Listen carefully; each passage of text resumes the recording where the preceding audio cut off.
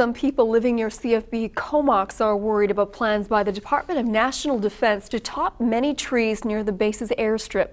Officials say the trees are a safety issue for aircraft, and they need to bring nearby property owners into compliance with the Aeronautics Act. But the concerned residents are worried about what might happen to the rare great blue heron nesting area. Owner Robert Argel and his neighbors are walking through a special area on the east coast of Vancouver Island. Provincial biologists have been observing and marking trees here where great blue herons, a protected bird, have been nesting. This is one of the, if not the only, really thriving heronry now on Vancouver Island.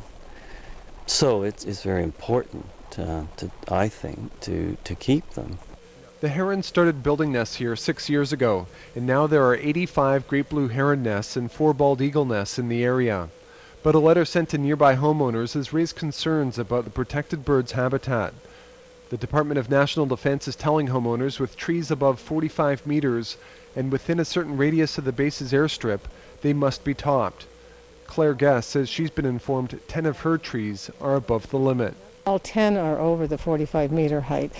4 they say are subject to treatment, and they would be topped. And I don't think their plans are to remove them. But as we know that the grand firs do not do well with topping. They'll tend to rot and die.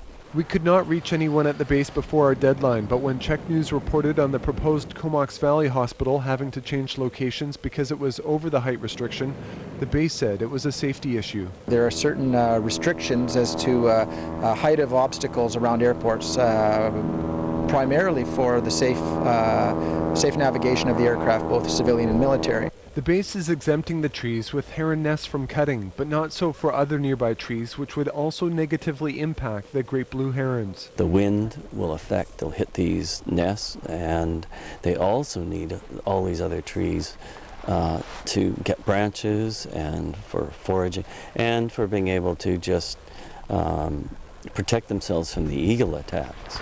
The neighbors have met with CFB Comox officials and they're asking the base to make an exception, something they feel is not unreasonable since the base's runway is among the longest in Canada, while flying technology has improved, and a recent built complex at Crown Isle Resort is also above the federal guidelines.